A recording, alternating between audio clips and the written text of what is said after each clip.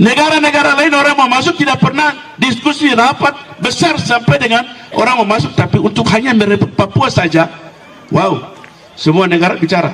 Spanyol bicara, ya. Masalah Papua saya Spanyol mereka bicara, ekspedisi, ya, ya. Dan kemudian apa? Negara-negara lain, Amerika masuk, Kanada masuk, Australia masuk, Jerman masuk, Belanda masuk. Wow, luar biasa. Pulau lain tidak begitu. Ada apa Papua ini? Kau istimewa. Ya, hitam kritik kau istimewa. Kau mahal di hadapan Tuhan. Amin. Pelayanan gini yang selama ini dia berkembang sampai dengan hari ini, yaitu ada satu ayat Kisah Para Rasul pasal 1 ayat yang ke-8. Bunyi firman Tuhan demikian. Tetapi kamu akan menerima kuasa kalau Roh Kudus turun ke atas kamu, dan kamu akan menjadi saksiku di Yerusalem dan di seluruh Judea dan Samaria dan sampai ke ujung bumi. Bapak Ibu sekalian, keluarga besar wilayah Pegunungan Bintang, juga untuk jubileum, juga hari ulang tahun yang kita ada sama-sama hari ini,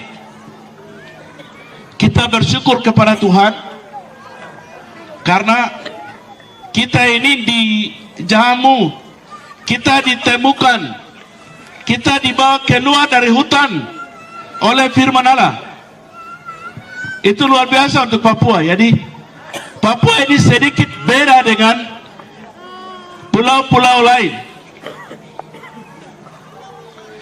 Pulau lain, dunia yang lain, negara yang lain, itu dijamah oleh suku-suku yang lain. Di Papua ini pernah ekspedisi. Ekspedisi itu orang datang dari mana-mana. Orang-orang Spanyol pernah datang di Papua ini, dikeliling. Lalu mereka kembali lagi. Kemudian orang-orang dari Portugis juga mereka ekspedisi juga datang. Dalam sejarah yang saya baca, itu mereka kasih tahu bahwa ada satu pulau. Pulau itu indah sekali, kekayaan yang luar biasa. Ada laut, ada gunung,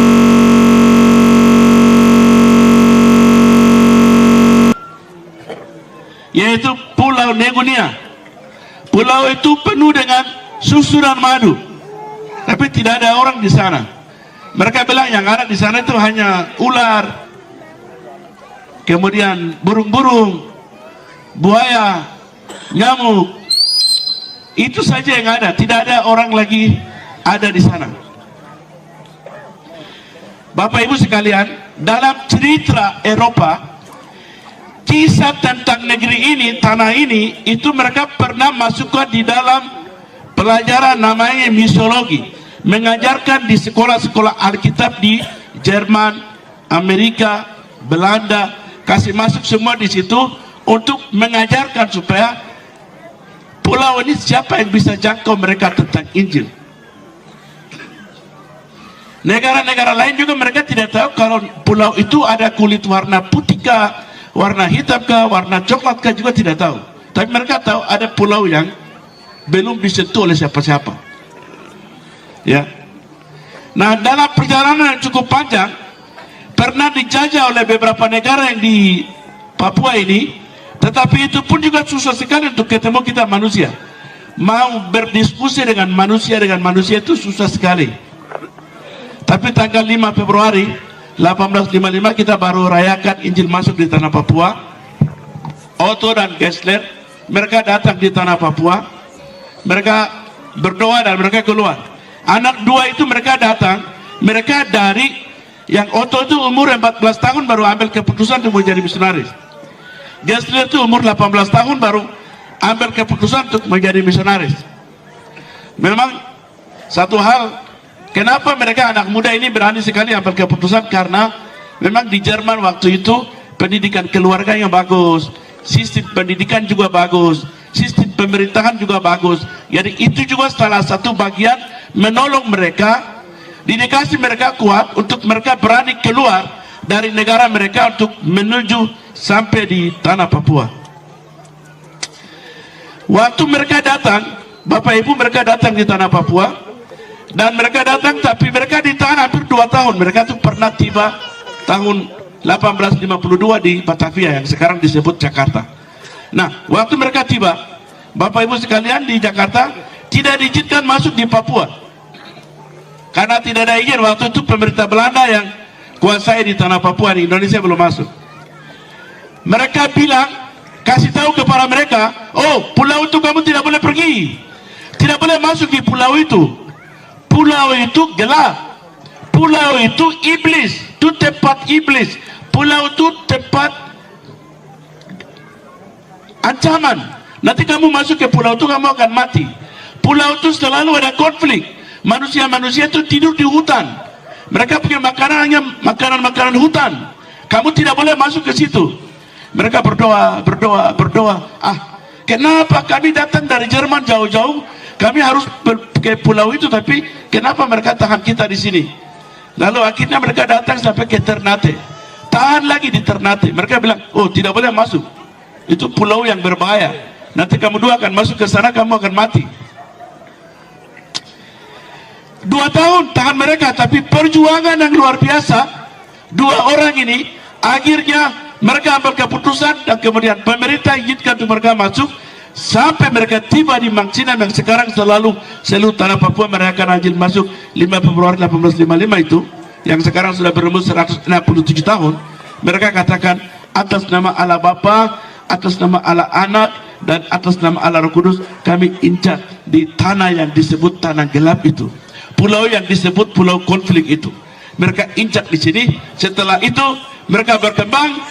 Setelah itu mereka mulai eksplorasi. Mereka mulai sampaikan berita tentang keselamatan, berita tentang manusia di Papua, berita tentang keselamatan yang dibutuhkan oleh orang Papua, dan terus diberitakan itu, didelegasikan itu di Eropa sana, di Jerman sana, di Amerika sana, di mana-mana. Sudah akhirnya apa yang terjadi? Karena deklarasinya misionaris pertama masuk di tanah Papua, karena informasi misionaris masuk tanah Papua, akhirnya apa yang terjadi? Gereja-gereja di Eropa bentuk suatu nama, lembaga-lembaga dari gereja-gereja gabung. Ada gereja Baptis, gereja aliran Lutheran, gabung semua, mereka bentuk namanya misi UFM, misi APCM, misi RBMU dari Kanada, UFM dari Amerika, dan APCM dari Australia dan Selandia Baru. Akhirnya mereka bergerak, dan mereka masuk sampai ke Bime. Tepuk tangan untuk Tuhan, luar biasa. Perjuangan yang tidak main-main. Ya, negara-negara lain orang mau masuk tidak pernah diskusi rapat besar sampai dengan orang mau masuk, tapi untuk hanya merebut Papua saja, wow, semua negara bicara.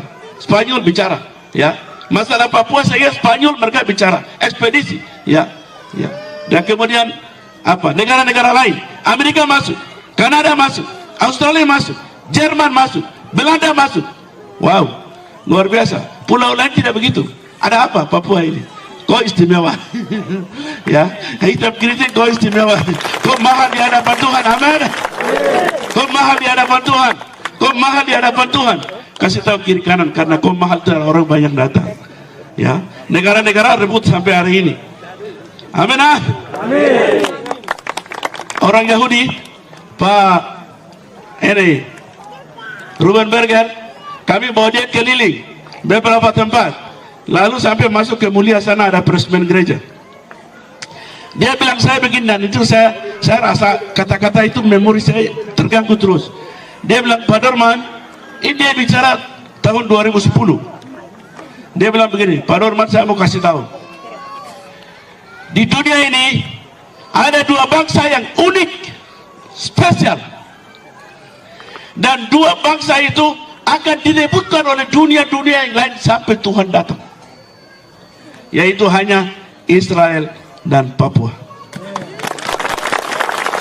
Kenapa? Karena dia bilang kami orang Yahudi itu dipilih oleh Allah menjadi anak Allah. Karena itu bangsa-bangsa lain cemburu. Wah, kok saya yang dipilih baru kami? Karena kecemburuan itu mereka akan benci kami terus sampai Tuhan akan datang, Mesias akan datang. Tapi kamu punya kekayaan alam, gunung, laut, emas, uranium, Ini membuat dunia gelisah, sampai Tuhan datang. Yang akan direbutkan itu hanya cemburu dengan Israel, cemburu dengan Papua, karena memang dua bangsa ini unik. Amin. Luar biasa. Ini unik. Karena itu mereka bawa dan mereka memberitakan Injil. Dan semua kerajaan-kerajaan itu masuk. Tapi setelah Injil itu masuk dan membuka, puji Tuhan, akhirnya APCM masuk ke Lila Bukun ini, dan RBMU masuk Tolikara, kemudian UFM masuk wilayahmu. Hari ini hasil dari itu, anak-anak kita, hasil dari misionaris itu, anak-anak kita sekarang jadi DPR, sekarang jadi bupati. Ya, hasil dari misionaris yang mereka datang, mereka bawa Injil itu sampai dengan ke tanah Papua.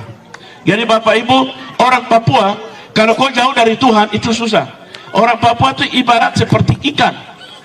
Tahu ikan ya? Ikan taruh, dia kita tangkap saja, tidak bunuh dia, tapi kalau taruh di darat bagaimana? Dia mati? Dia pasti akan mati. Kalau dia ikan, dia bisa hidup di mana? Di laut. Hal yang sama, orang Papua kau taruh di luar Tuhan, kau akan mati. Biar uang banyak juga kau akan mati. Biar kau punya jabatan juga kau akan mati. Biar kau biar apa dia kau akan mati. Walaupun tidak masyarakat tinggal di kampung, kau tidak mau masuk gereja juga kau akan mati. Kau kehilangan harapan, kau kehilangan masa depan. Tetapi kita orang Papua kayak ikan. Coba semua berkerumun, semua ikut Tuhan, semua masuk dalam Tuhan. Ada harapan, ada namamu terus akan berkibar, namamu terus akan ada di mana-mana, ya. Namamu terus akan ada. Orang tua dulu mereka memegang, sekarang hari ini 59 tahun. Bapak Ibu sekalian, 59 tahun orang tua sudah bikin MOU dengan ayat ini. Bahasa Lani bilang, nah pergerak pasal 1 ayat 8. Bahasa Pegunungan bilang apa? Ya. Coba bayangkan, ayat ini kan orang-orang teologi sudah sekolah STHK atau doktor baru tentukan ayat ini boleh. Ini orang-orang malam saya sudah putar film di sini kalau orang-orang yang mereka tentukan ayat ini pakai koteka.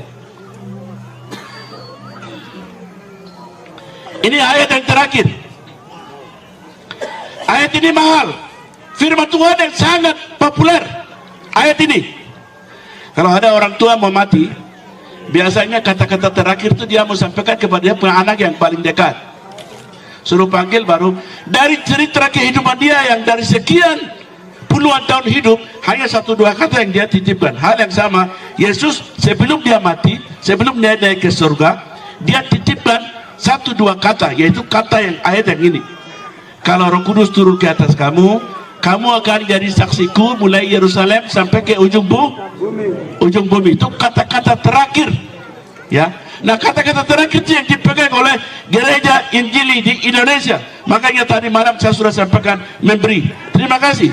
Hari ini persembahan kita hari ini, orang misionaris datang, mereka menginjili kami dengan pakai uang.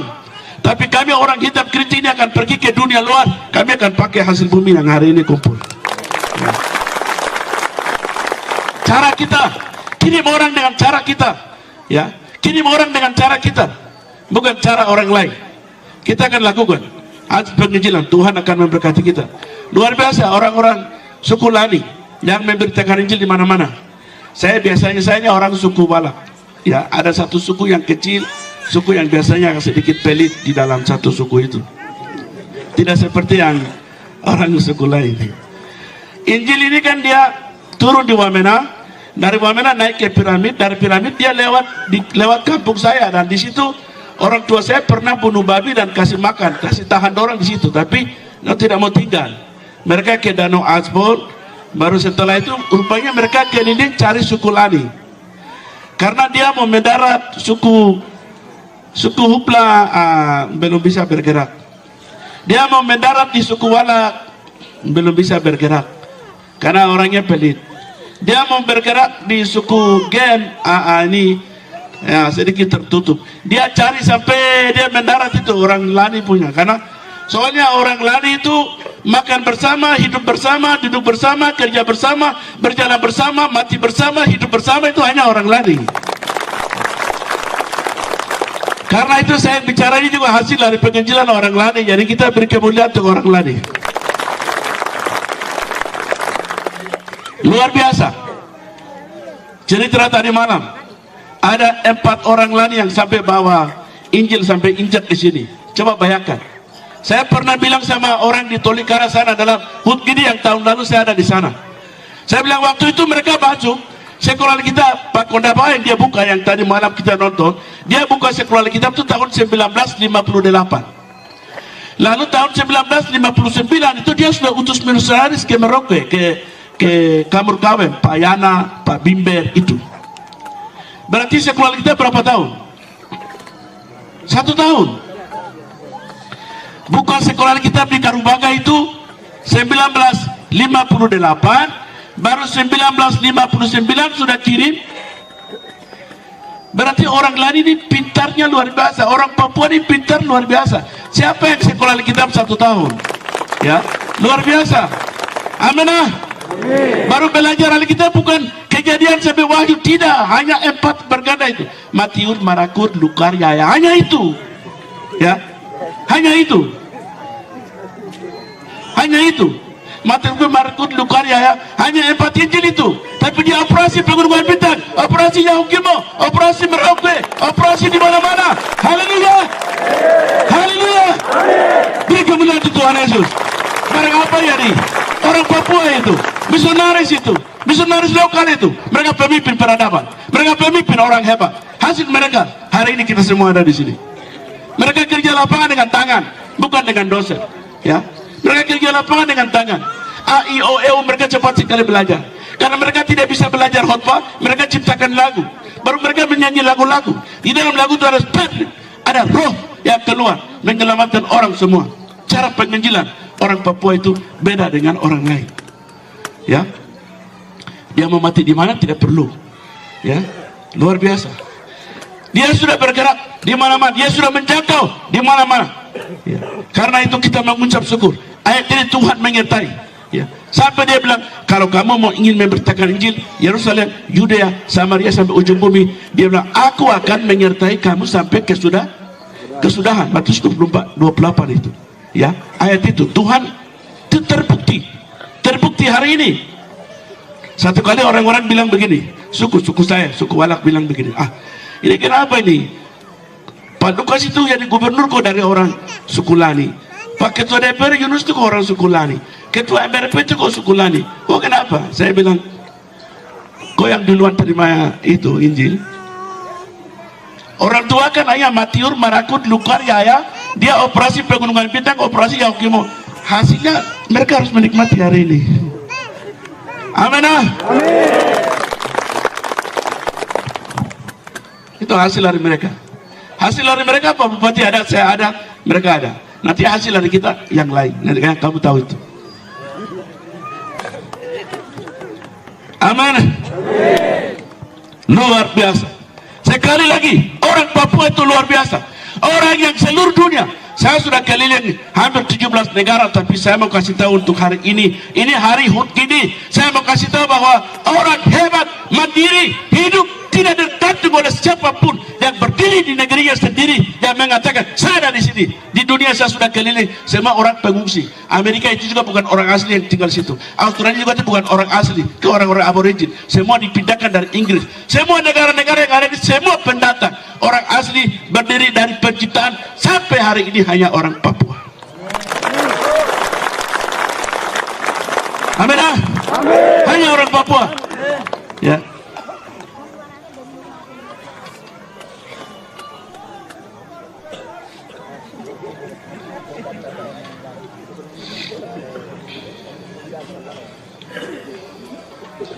Kenapa orang Papua sekolah di Jawa kok? Kenapa kok tidak mau kerja di PKO di situ baru pulang?